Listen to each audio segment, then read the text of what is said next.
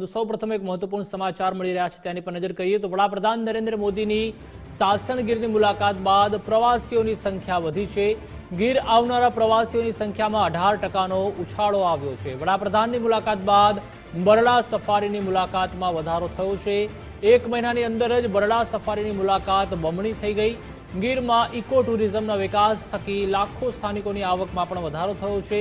ગીરમાં ઇકો ટુરિઝમને વધુ વેગ આપવાનો પ્રયાસ સફળ રહ્યો છે। પોરબંદરના બરડા વન્ય અભયારણ્ય અંગે લોકોની ઉત્સુકતા પણ વધી છે।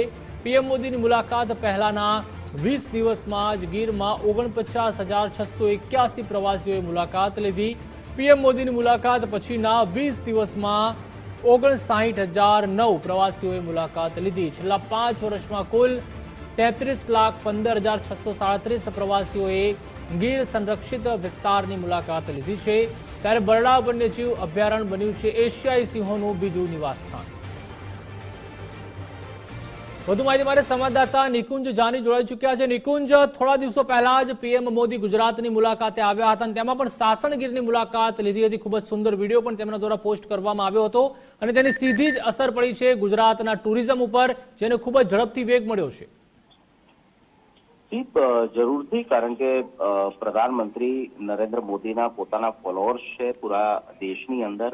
સોશિયલ મીડિયાનો આ જમાનો છે અને તે વચ્ચે જ્યારે પ્રધાનમંત્રીએ સાસણ ગીર વિસ્તાર અભયારણ્યની મુલાકાત લીધી તો તેના ફોટા, તેના વિડીયોઝ જે છે તે પણ તેને સોશિયલ મીડિયાના તમામ માધ્યમની અંદર શેર કર્યા હતા અને તેને લઈને દેશની અંદર રહેતા જે લોકો છે, જે સાસણ ગીર વિશે જાણેતો છે પરંતુ તેની કયા પ્રકારની ખાસિયત છે, ત્યાં શું છે તે બાબતથી અજાણ હોય તો આ માધ્યમથી તેનાથી તેઓ અવગત થયા અને આ સ્થળ પર જવા માટેની પણ લોકોની અંદર ઉત્સુકતા વધી હોય તે પ્રકારનું પાછલા દિવસોના જે ત્યાંના પ્રવાસીઓના જે સર્વે છે તેના દ્વારા માલુમ પડ્યું છે। લગભગ 18% જેટલો પ્રવાસીઓનો વધારો જે છે તે સાસણ ગીર સહિત ગીર ઇકો ટુરિઝમ જે વિકાસ જે થઈ રહ્યો છે તે વિસ્તારની અંદર થયો છે અને લોકોની ત્યાં પહોંચવાની સંખ્યાની અંદર પણ વધારો થયો છે।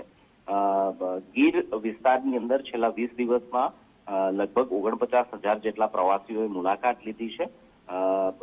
તે જ રીતે અન્ય પ્રવાસીઓ જે છે તે પણ પહોંચ્યા છે અને ગીર સંરક્ષિત વિસ્તારની અંદર પણ 60,000 કરતા વધુ પ્રવાસીઓ પહોંચ્યા છે।